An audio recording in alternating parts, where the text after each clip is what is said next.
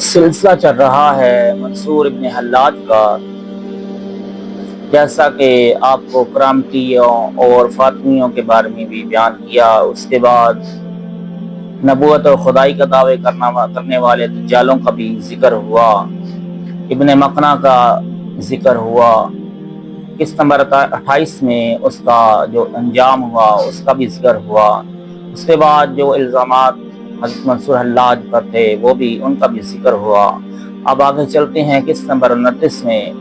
حضرت منصور حلاج کی گرفتاری کا تیسرا سبب یہ بیان کیا جاتا ہے کہ وہ جادو کا علم سیکھنے کے لیے ہندوستان گئے تھے اور وہاں سے واپس آ کر اسلامی مملکت میں جا بجا اپنی جادوگری کے کرشمے دکھایا کرتے تھے۔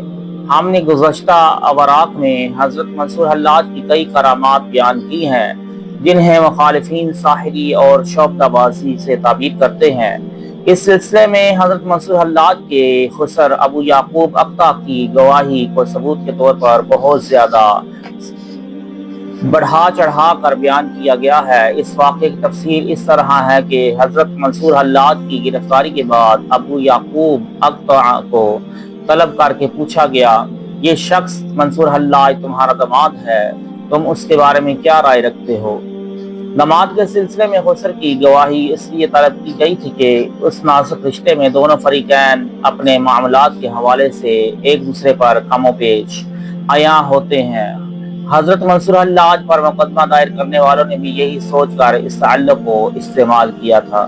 ابو یعقوب اقطع نے اراکین سلطنت کے سامنے صاف صاف کہا، میں نے حسین بن منصور کا عمدہ طریقہ اور اچھا مجاہدہ دے کر اپنی بیٹی کو اس کے نکاح میں دے دیا تھا۔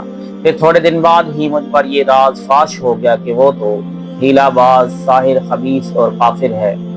کسی تاریخ سے یہ تو پتہ نہیں چلتا ہے کہ ابو یعقوب اقطع نے یہ بیان صاحبان اقتدار کے خوف سے کہا تھا یا وقتاً حضرت منصور حلاج کی ذات میں مذکورہ خامیاں دیکھ کر بیزاری کی اس منزل پر پہنچے تھے۔ عام طور پر تو یہی دیکھا گیا ہے کہ جب کوئی شخص حکومت وقت کے عتاب کا نشانہ بن جاتا ہے تو یار، دوست اور عزیز و اقارب اسے پہچانے سے انکار کر دیتے ہیں، یہاں تک کہ بعض قریبی رشتہ دار یہ کہہ کر منہ پھیر لیتے ہیں کہ معتوب سے ہمارا کوئی رشتہ نہیں، اگر تھا تو قطع کر لیا گیا۔ پھر بھی یہ بات وثوق سے نہیں کہی جا سکتی کہ حضرت منصور حلاج کے خلاف ان کے خسر ابو یعقوب اقطع کی گواہی کا حقیقی پس منظر کیا تھا۔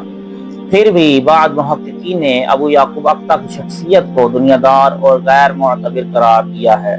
واضح رہے کہ جب حضرت منصور حلاج اور ابو یعقوب اقطع کی لڑکی کے رشتے کی بات چلی تھی تو حسین بن منصور کے استاد گرامی حضرت عمر بن عثمان مکی نے اس رشتے کی مخالفت کی تھی اور اپنے شاگرد کو صاف الفاظ میں منع کر دیا تھا کہ وہ ابو یعقوب اقطع کی دختر سے ازدواجی رشتہ قائم نہ کرے۔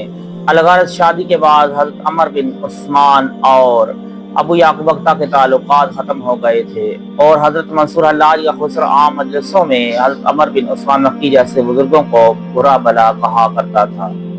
بعض علماء کی رائے کے مطابق اس واقعے سے اندازہ کیا جا سکتا ہے کہ جس نے حضرت عمر بن عثمان مکی جیسے شیخ طریقت کی رعایت نہیں کی، وہ اپنے داماد حضرت منصور حلاج کے سلسلے میں اعتدال اور حقیقت بیانی سے کس طرح کام لے سکتا تھا۔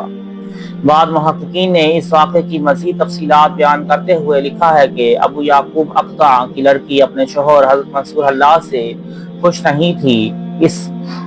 اسی پر کیا منحصر ہے کہ اکثر جوان لڑکیاں اس قسم کے شوہروں سے ناخوش ہی رہتی ہیں۔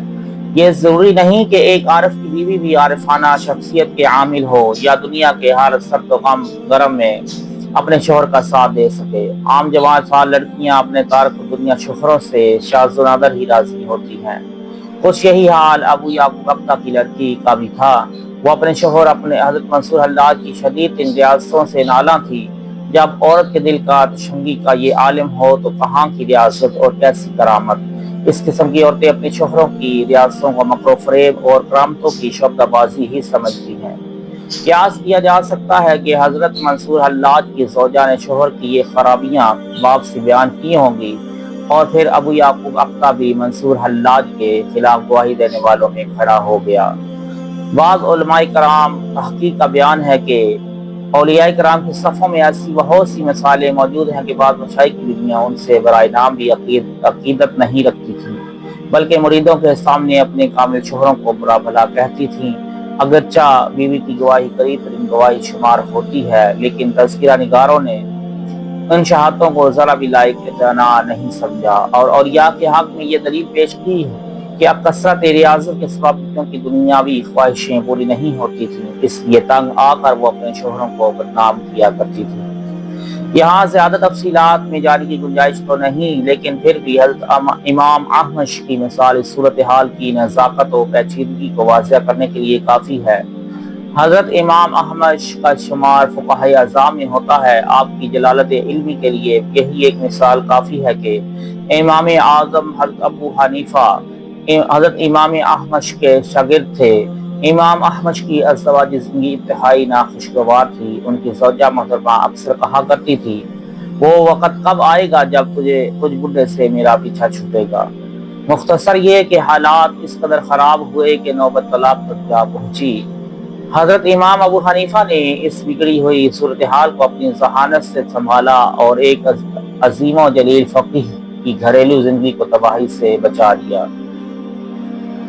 کبھی کبھی حاضرین مجلس حضرت امام احمش کے علم و فضل کی تعریف کرتے تو آپ نہایت تلخ اور آزردہ لہجے میں فرماتے، حدیث و فقہ کی مجلسوں میں تمہارے امام کا یہ حال ہے، مگر اپنے گھر میں اس کی کوئی حیثیت نہیں۔